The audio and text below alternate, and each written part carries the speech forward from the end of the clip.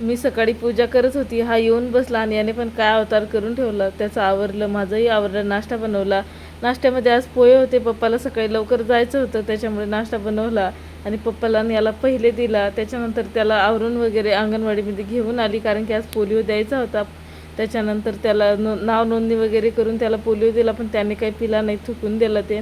मॅडमनी परत दिलं, पण त्याने एक थेंब पिला आणि एक थुकून दिलं. त्याच्यानंतर अंगणवाडी इतकी सुंदर होती ना, खेळायचं म्हणत होता. मग त्याला अर्धा तास खेळवलं मी तिथे. त्याला ही घसरगुंडीच खेळायची ती, म्हटलं खेळ बाबा. इतक्या वेळ थांबली ना, अर्धा तासच्या वरच थांबली आणि मस्त होती रंगवलेली अंगणवाडी. छान छान असे फळाचे नावं, भाज्याची नावं, एक दोन बरेच खेळणे. बराच खेळला तो. त्याला खेळूही दिलं, म्हटलं खेळ बाबा निवांत, कारण की घरीही तसा तो शांत काही बसत नाही. आणि परत याला घरी नेऊन सोडून आम्हाला आमच्या दुसऱ्या बाळाला पण घेऊन यायचं होतं. इथं बघू शकता, ह्या जे आमच्या आशा वर्कर आहेत त्यांचं हे काम होतं.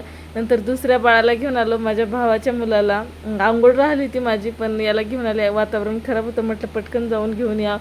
त्याच्यानंतर तो वाकडं तिकडे तोंड करत होता, पण दिलं त्याला. नंतर समजावलं. आंघोळ राहिली होती माझी, तशीच गेली मी, कारण की पावसाचं वातावरण इतकं झालं होतं. म्हटलं मध्येच पाऊस आला तर त्याचं राहून जाईल आणि त्याचीही तब्येत चांगली होती. त्याला थोडा वेळ खेळवलं. घरी आलो आणि घरी बघा कणिकसोबत काय मस्ती चालू होती मामासोबत. चॅनलवर नवीन असाल तर सबस्क्राईब नक्की करा.